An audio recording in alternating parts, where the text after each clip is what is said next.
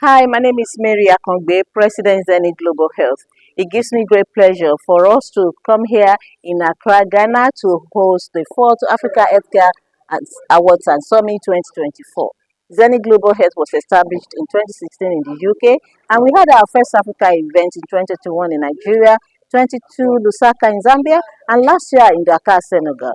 So this year here, year in, year out, we see the caliber, the number, the level of participation increasing, impactful. And it gives us great pleasure because we believe that through collaboration, partnership, shared learning, we'll be able to achieve our aim of creating equity, access, and high quality of care for our people as a whole. It gives us the reassurance that as a continent, we are in the same space, thinking the same way, pulling resources together to achieve our aims.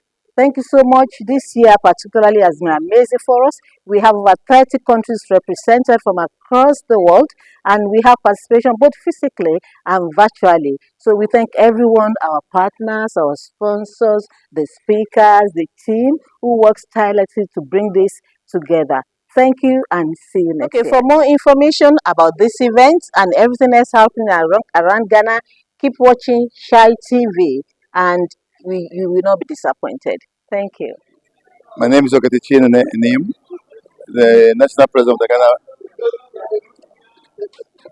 Chiefs Association, the Royal Chiefs Association of Ghana, the past President of Ghana Tourism Federation, past board member, Ghana Tourism Authority, Minister of Tourism, Art and Culture. I'm here today. I've enjoyed the summit, and it's all about health. We've come to realize that the health sector is doing a lot of amazing job for Ghana and for the rest of the world.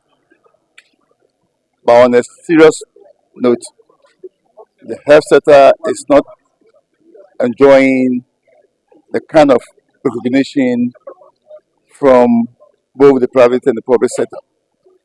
This is the reason why this conference is all about, that we need to look at the healthcare and see how best we can all support them to achieve their aims and objectives. Look at what happened in COVID-19. That was when it exposed our leaders. And that is the reason why they all have to come together and see how best they can support the health sector, because they were the people who were working all around the clock, saving lives. Let's see what happens in Dubai. At the end of the day, those who were injured were taken care of by the health sector. But what are we doing for the health sector? Government, this is the time that government needs to vote something special for the health sector so that they can be enticed to do more job. Students are coming out day in and day out looking for job. This is an area they have to go into, because I strongly believe that if they are salary, their support, everything is worthy, most of them would love to be part of the healthcare system. Today, the conference has brought up areas that we all need to come in and support. And I strongly believe that this BPP concept will go a long way to build the health sector. Thank you. So I'm David Kwesi Afre, the Executive Director of Omega Project Management Foundation. Today's event is an international conference. The Zenith Conference is a conference that brings the entire continent together. There are participants coming from the United Kingdom, the United States, from Ghana, and other countries in Africa, Ethiopia, and the rest. And what is the purpose? We are looking at population health. And population health has to do with the life of the people. And so what does it mean?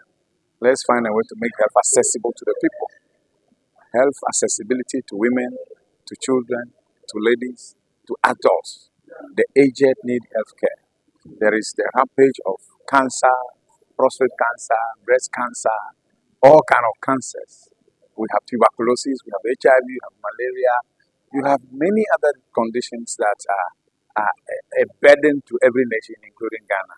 And this workshop brings people together from across the continent for us to look at what is the best practice across governments, across civil society actors, across the private sector. What is the mix working? What are the lessons that we need to learn? So this conference brings us together to be able to tell ourselves that, hey, we need to do it this way or that way. Or it is working better this way or that way. And so for me, what is important, one takeaway from this workshop, this conference is to the government of Ghana. See, we have an Abuja declaration that the government of Ghana signed on. I think this was in 2002 or so. And it's a commitment of every government that signed on to this to release at least 12.5% of their annual budget allocations to health. That is insufficient, but that is the minimum agreement. Are we fulfilling it? So currently, which allocation or the budget allocation is government giving to help? I am not sure of how much. I will not be speaking to data if I mention it. I do not know how much it is now, but I know at a point in time, government was allocating 8%. At another time, I remember 9%. But this current budget we are using, I'm not sure. I haven't done the analysis.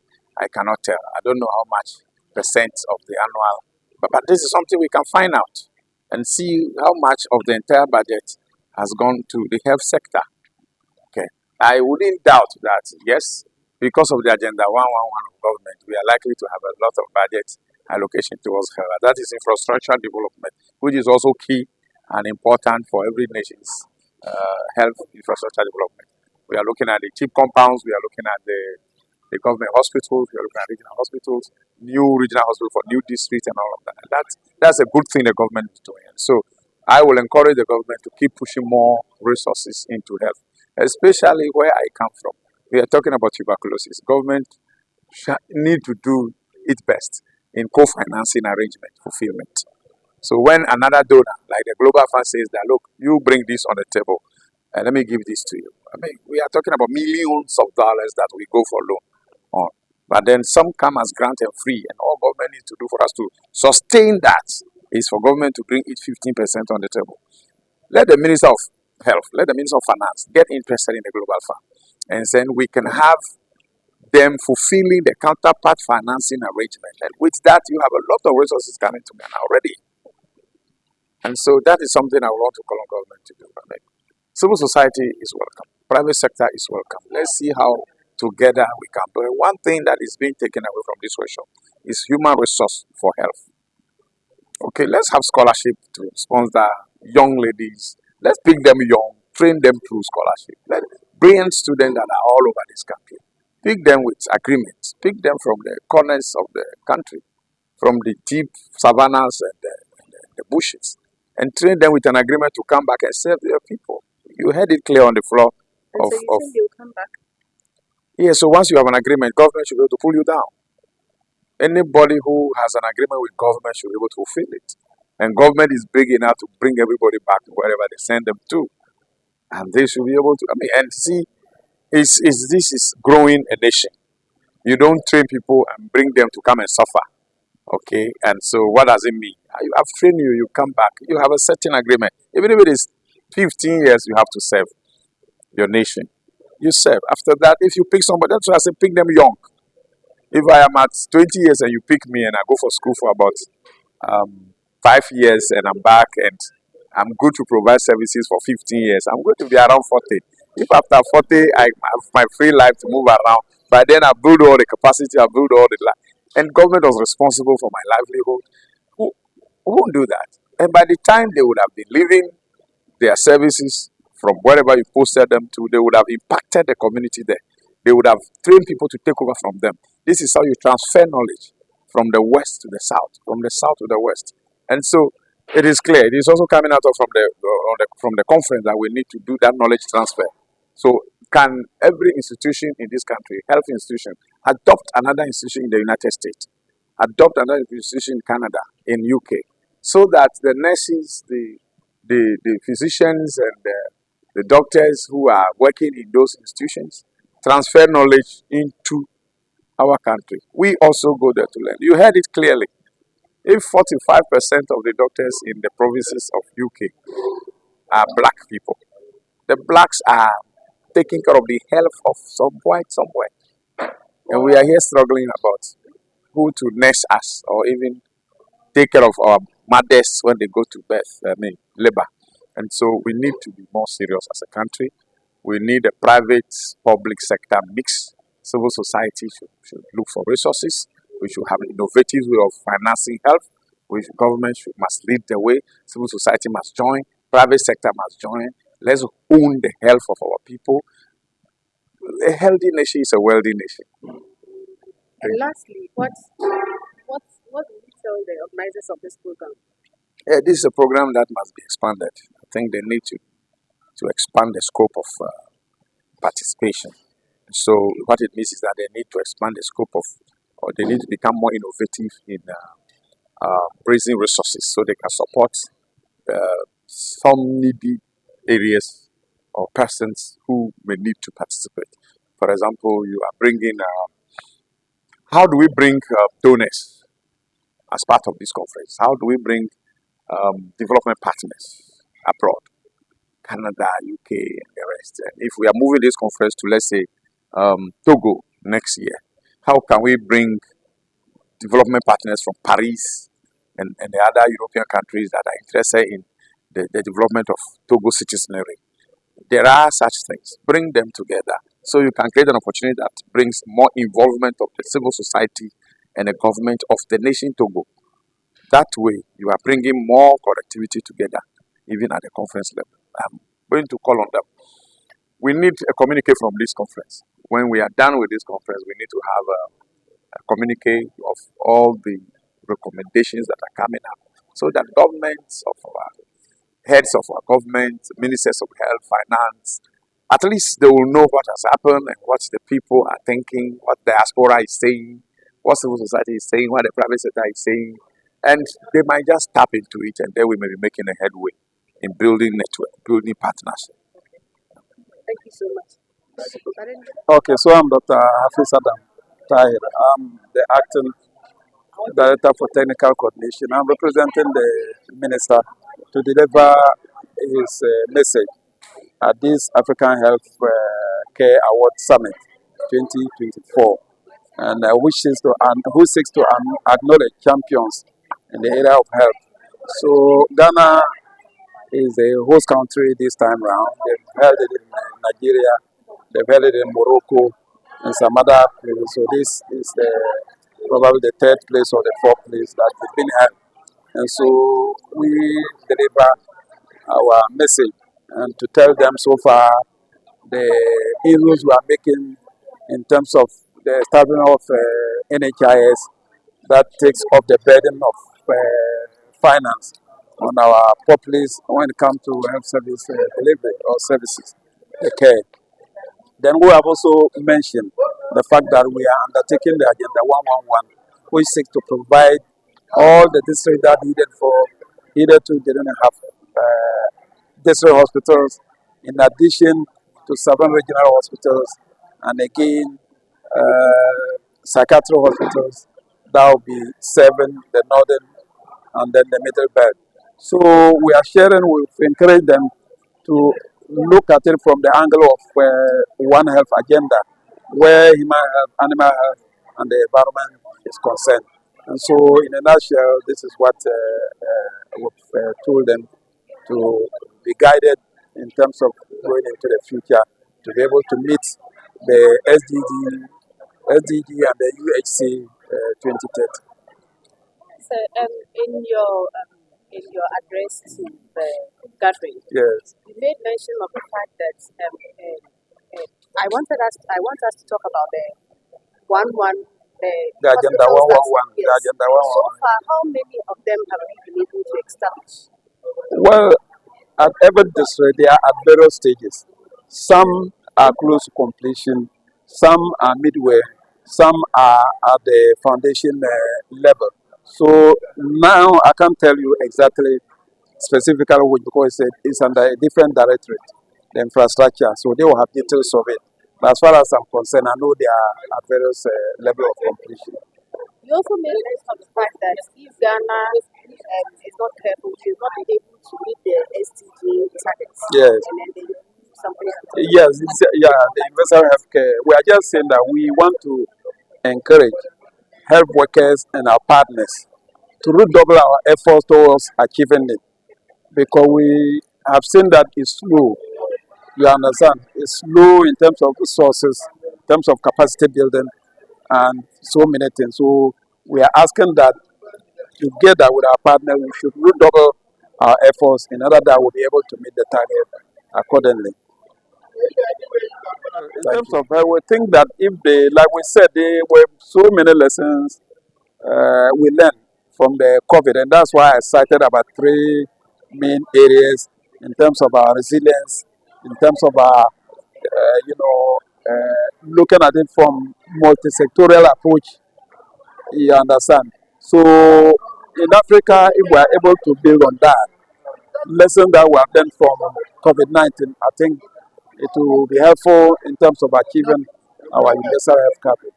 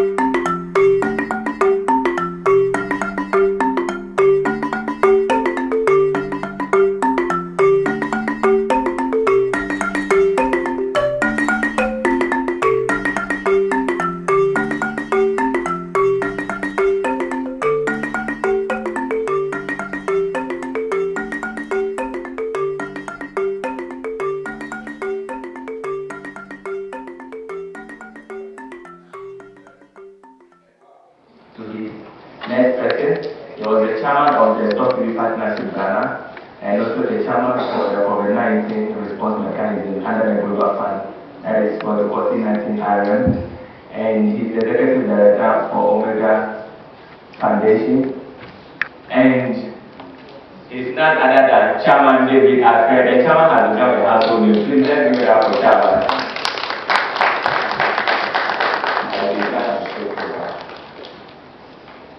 Chairman, I can't say it anywhere, but let me say it here and thank you for your mentorship and guidance. I appreciate it. Thank you so much for your kind words. Society, please, before you leave Ghana, do well to know the meaning of those symbols and carry them with you. I'll give you the meaning of only one.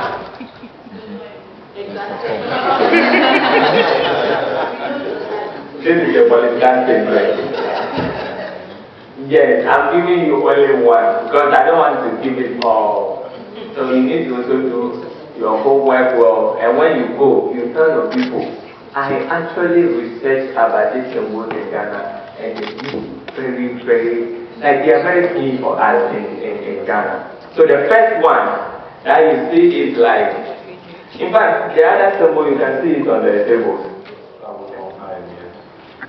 And then my heart goes to Rayati, me, Nana, and our queens. You are welcome to the head summit. Thank you so much. So it's a panel discussion we are going to have, and I will try to make it very participatory so that even if you have questions, my MC will help me to get questions from you, then I will read it to whoever. So you are going to help me do this so that it will be more beautiful. So I will introduce our panelists and then we make a move. But then it's important to mention that we are talking of population gap, addressing access and equity. And this cannot be done in the absence of discussing health financing. Anything health. If in Ghana, our slogan is a healthy body is a wealthy body. You can't be a very wealthy man that is sick. So we will discuss things around manufacturing, supply chain management across the continent, from the rich experiences we are going to be receiving from our panelists. Dr. Amidu Magashi Gaba, I think you should be online. If you're online, let's hear your voice and then we are sure you are present. He's the coordinator of African Health Project Network in Nigeria. Dr. Amidu, are you there? If you can hear us, let's hear your voice. Let's be sure that we're able to hear from you, presenting from, I guess you are in Abuja. Is Dr. Amidu there? Dr. Magashi, can you hear us? Dr. Magashi. Yes. Magashi sounds like a name in my local language. It's a deepness. I will not give the explanation. Is it there? Let's be sure your microphone is working. Let's hear your voice. Let's get it set. Let's use some 10 minutes to set a balance so we can start a discussion. Dr. Magashi, let's hear from you if you are there. Originally, we were supposed to have Dr. Endem at Jogenu, but I have information that he's not here now. He's stuck somewhere in the flight. I remember how my vice chairman got stuck for 2 days at Kenya, trying to enter Ethiopia. By the time the train was ready to bring him, the conference was over, we told him to return home. I hope that we didn't have to let anybody go back home from the airport where he is. And then we have Dr. Ife Nwabuku. Is that right? Did I get it right? Doctor, please come. If you are here, please come on. Dr. Nwabuku is the president and founder of the African Women and Cancer Awareness Association from the United States of America. Let's give them a hand. He's going to give us a lot of in-depth understanding into what our African government need to do. Cancer is killing. And the interesting thing is that I have cancer in my family. My senior wife never told me after 2-3 years before she told me, David, this is what I've been battling and we are still battling it. So I am passionate about hearing from experiences across the world in dealing with that demon. I call it a demon. That is predominant among women. Then we have this is a professor, and when we have the mixer of titles, it's more beautiful. So I am a mister. I will populate the doctors and the professors to be the doctors. So we have Professor Rotimi Jaisimi. I don't know if I got that yet. Yeah, you did. Right? Yeah, well done. Let's give it to him. Let's give it to him. Professor is the founder of Mid and South SN. I see NHS. Coming, my name is Mary Akonde. I'm a specialist practitioner in minimally invasive surgery and robotics and president from the Zenith Global Health. So we have another founder. We have a lot of founders and CEOs gathered to speak on the health of our people. And so we're going to go straight to business of discussion. And before we start, there was this introduction that Matara has said. He said he was a chairman. You remember that thing? You know, after the transition was over, I received a very deep call. After 30 minutes of discussions, then I asked the big man, said, sorry, so now I understand the issue, but please, who are you talking to? I said, are you not the chairman? I said, please call the chairman. I have left that office a couple of days ago. So it's always traumatizing when people believe you should continue to serve them, but you must move on. We thank God for life, and so let's all get ready to participate fully. But before Madame will come, we are going to ask Mary to give us an insight into population health as an introduction of the whole panel's discussion today. I want to hear clearly the voice of those who are online so that we are sure we are on the same page. Dr. Amidu, are you there? Yeah, we are trying. Some have lost their voice. They have lost their voice. Bring them back there. And so because can you hear us?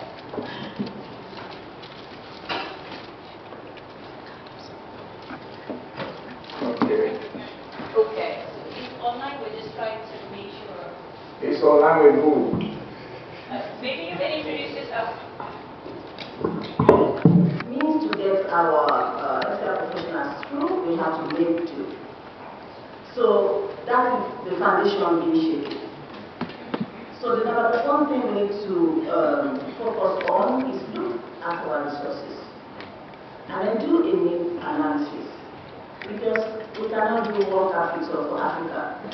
From our experience, what works, no matter how close we are, neighbors, what works in one country will not work in another.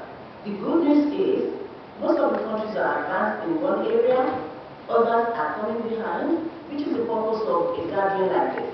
So we see who's mastering, how do you do it, how can we do it, what can we learn from it. So when we have quality of education, we will have quality of care. Now, if a college, either for nursing medicine, is outside the city in every country, people wouldn't go there. If an hospital is outside the city, you wouldn't go there. Now, when we talk about public health, we tend to focus on tertiary access mainly. But actually, for instance, when I'm going to talk of tech, because that's one of my specialty areas, actually, the people that we need to have in mind are the people who are struggling to access transportation, infrastructure like water. So how can we collaboratively do something to address those? Thankfully, climate change has taught us to do some innovative things like water collection. So we don't have to depend on, oh, we don't have a tap or we don't have this to be able to, source hygiene out. Now, I go back to quality of education. Just before COVID, I was part as an expatriate. That was, I smile when I say that, as an expatriate in Africa. So I was tasked with quality of education and quality of care at the Learning and University. And the idea is to establish blended learning for the medical expenses and to do that for the whole country. So what did we do? And they've been struggling for a few years. So we did this analysis and we said, okay, we'll establish skills and innovation labs to enhance practical knowledge. And we've got two big ones in Lusaka, and then we established others in the provinces. So before COVID, within 8 months, we established 7 skills and innovation labs out of 10. Equipped, I put the contents together and all the syllabus and things that we need. And even for them to access, we use the students for history taking, for access to care, they film it. They put the clip on YouTube, put it on their network, and they share and they learn wherever they are. So it might be difficult, but it's doable. And the other thing is when we have partners, we need to start looking beyond what can they give us, especially in terms of finance. So we have a partner, University in Germany. They gave the students tablets. And the organization that I was working with at that time in Switzerland, so we provided SIM cards. So, in collaboration, we have to turn on its head and make it work for us. The other part of that is value added. As leaders, as trainers, professors, leading doctors, surgeons, nurses, we need to look inward and say, what have I got to learn from these people that I'm bringing up? What have I got to change? Because we need to move on from my way or highway and know that we can learn from each other and then bring that to focus to add value to our people. In my experience in Tanzania health in Africa, I always say that, respect is everything. And I'm sitting here using the title Specialist Practitioner in Minimally Invasive Surgery because I was given the chance. My background is nothing, but I train doctors. I do, things that they will do, but under the supervision of the consultant. So why can't we do that? Yes, we can. With help of institutions across Africa do that, and it's always possible. The other side is that when we get health right, there's economic impact. One thing we did as well, another department was housing, my one was health. We started building houses in the remote areas. We put solar panels. They were using interlocking blocks. First, we were building them from. You are a consultant. How has your experience as a nurse? You've had a strategic nurse leader, consultant, education in communication, children, services. See how crazy everything is. And your involvement in mentorship, coaching, and career support. How do all this contribute to addressing access to quality of health services? If you can do this for me in 5 minutes. Good afternoon, everyone. All protocols observed. Giving honours to each and every one of you, especially Mary, my good friend. It's a real honour to be here, to see such a diversity of people in this room for so many different countries. And as Mary said in her opening address, that collaboration is the new innovation. And in this room we have such expertise. And if we were, I don't call it network, I call it connect-working. There's so many ways that we can collaborate, that we can bring solutions to many of the issues that we're talking about, and it's not always about money. Because lots of things are done without money.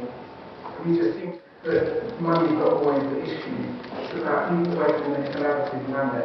A pediatric nurse by background, and I heard everyone talking about their grandchild with heart condition, and one of the other ladies was talking about I'm a pediatric nurse and actually work on the cardiothoracic ward. And my parents are from Jamaica, not Africa, but I was born in the UK, and but I consider myself an African because in Uganda and in Ghana, I come here every year for medical mission in October in Ghana. We found out that one of the highest numbers of people to have breast cancer is Ghanaian women under the age of 40.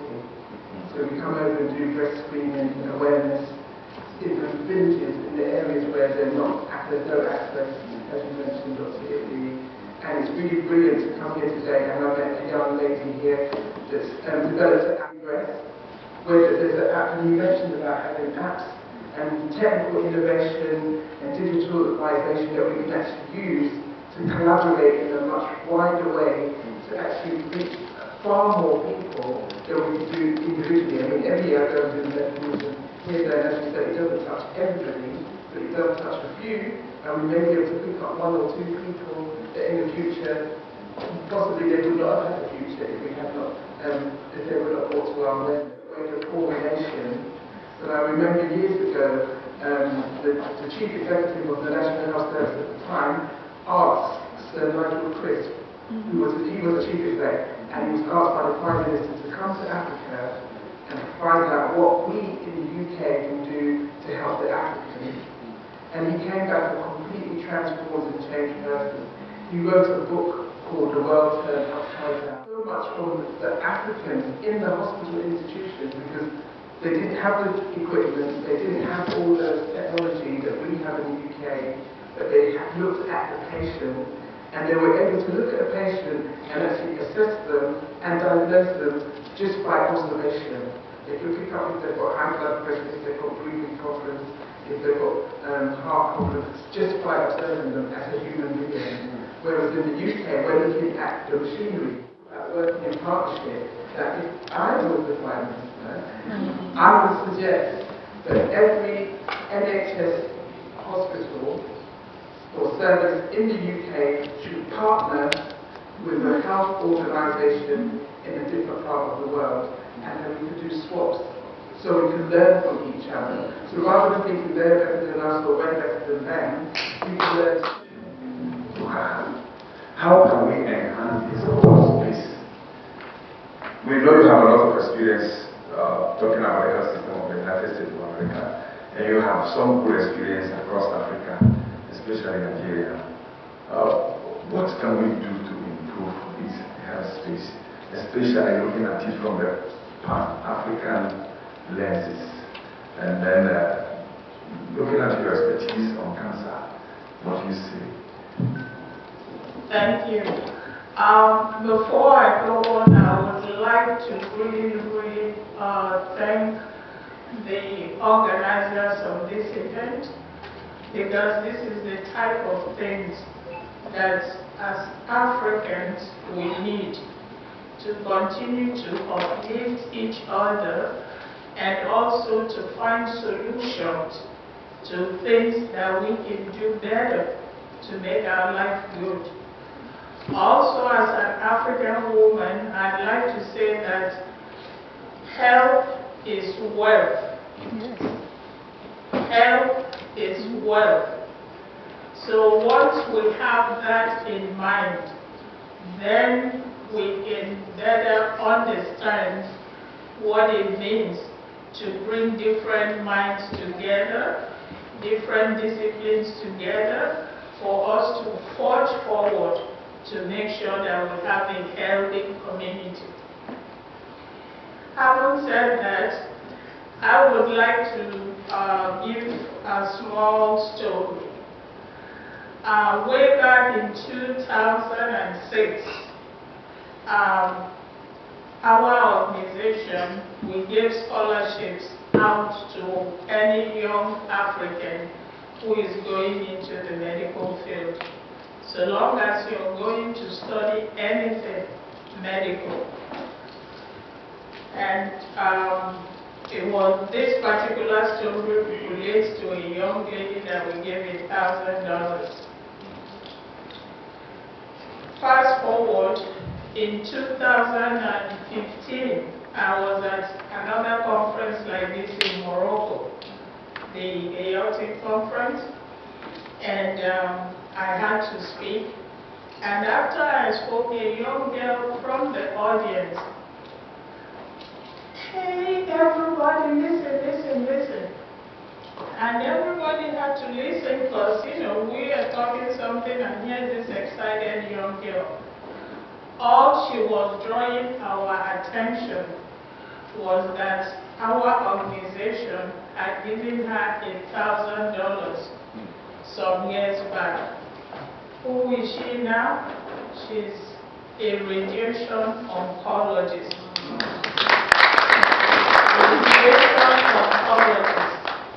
And she works in one of the biggest hospitals in New York. So the seeds we sow today, you never know what it brings to us tomorrow. Our children are our strength. We talk about access. This young lady, she's married, she has 2 boys, but she travels all the time from New York to African countries, to Ghana, to Nigeria, to Kenya. We're involved in another clinical research together. This is what we need as Africans, to invest in our children. Most of the African population are young ones, 18 to maybe 30. So whatever we can do to make sure that there's a continuity, that's what I personally think we all should be doing. And if you're seated here today, you need to applaud yourself in whatever capacity you're going to advance or help us improve our knowledge. It works for the betterment of the whole. So I heard our founder here, Ms. Mary, talk about access and equity. And I'd like to say that access, when you look at it from a different perspective, we have to think of our mothers, our fathers, the young ones in the villages, those ones that don't have resolved our problem. Thank you. Thank you very much. You are a very emotional, I think that we need to have human resources ready to provide the healthcare services that are needed in our continent. I'll be coming back to you to take concrete recommendations. 40% of health workers in the province in United Kingdom are Africans. And here we are struggling with specialists. Some hospitals in Africa, especially in my country, Ghana, you go to hospitals and you don't have a physician. The entire districts of a population of 100,000 human beings do not have a physician. And so one surgeon has to go around the country with 1 million appointments already. There are people who want to have surgery who have been booked for 2026. Somebody that is already dying, his appointment is 2 years down the line. By the time you get there, you're already dead anyway. And so we really need strong recommendations from you, from your experience. I'll come back to you to take those recommendations. Take some time and note them. I am believing our organizers will want to have those recommendations as a communique to the nations and the heads of governments and heads of health ministries across Africa. And so those recommendations are very needed. So we are doing a gender balancing, isn't it, from the female to the male. And so, Doc John Boy, let me finish with my Dr. Rotimi and come to you. No, Prof. Rather, how accessible is health in Africa, especially to women and girls? This is a particular area of concern to everywhere we go. Husbands are interested in the health of their daughters and their wives. So this is a question I could have been asking a woman, but we want the perspectives of a professor like you. Have we, looking at your background, have we adopted enough, especially for preventive measures across the continent? What is your take on this? Is health accessible to women and girls, especially? Lovely, thank you for that question, and thank you once again to Mary for organizing this. And again, thank you to all attendees, because without you, we wouldn't have had this conference. How accessible is health to women? It's a simple answer. Very, very poor. And that's because in Africa, over 1,000 per 100 live births of women die. To put that in a better context, or a simpler context, every day a plane crash of about 356 women die trying to bring life to the world. So healthcare is not accessible. And why are women dying? They are dying from causes, like I said, they are preventable. And the current causes of maternal mortality or morbidity is no different from what I learned in 1970 as a medical student. So the question you'll be asking yourself is, what's going on? What's going on? And I think we have to be true to ourselves. The political will is not there. Abuja Accord says we should spend 15% of the budget on healthcare. Nigeria is struggling with 3 to 5%. Other countries are doing better or even worse. And SDG 5, which is gender equality. How seriously have we taken that?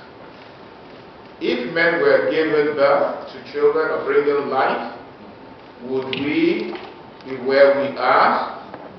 We need to rise up and hold these people accountable. When I say these people, the people who hold the budget. I give you the example of a person who says he owns or he has more money as an individual than the state government, or perhaps even more than one state government. How can an individual in a country have more money than a state within that country? I doubt it. But quite honestly, like I said, maternal mortality, childhood mortality, is it malaria? Is it bleeding? Is it infection?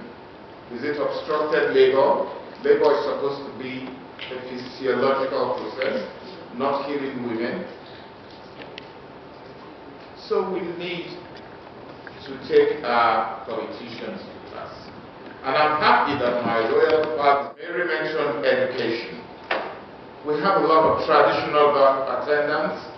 We have a lot of community health extension workers who need to be educated on simple things. Infection prevention and control. How do you manage a woman who is bleeding? How do you prevent them from losing a lot of blood?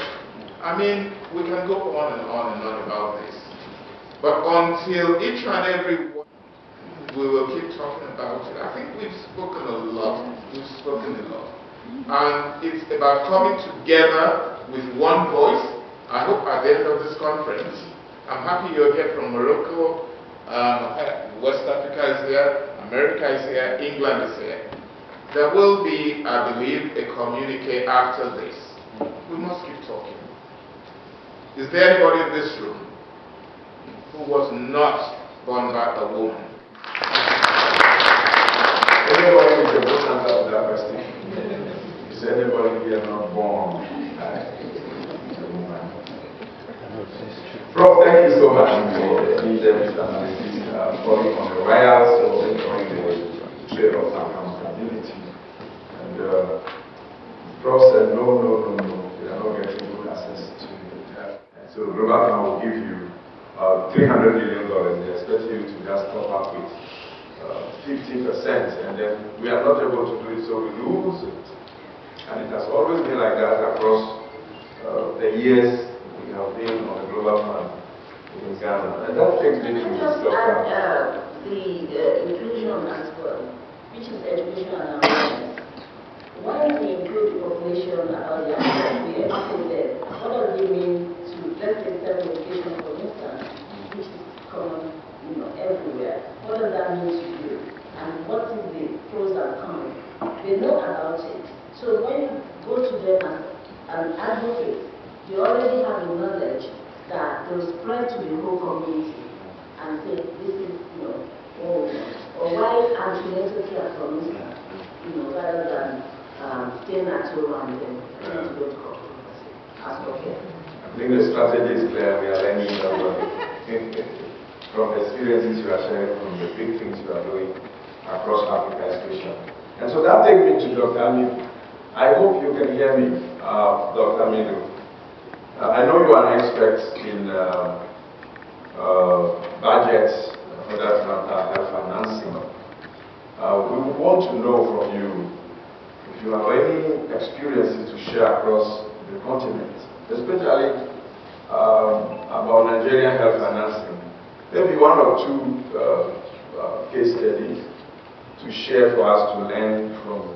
So we cannot talk about population health, we cannot talk about technology, we cannot talk about advancing universal coverage or anything for that matter without having our crisis management. Just give us an overview. What is this session supposed to be about? Thank you very much. Dr. Francis, Bro, are you not taking picture?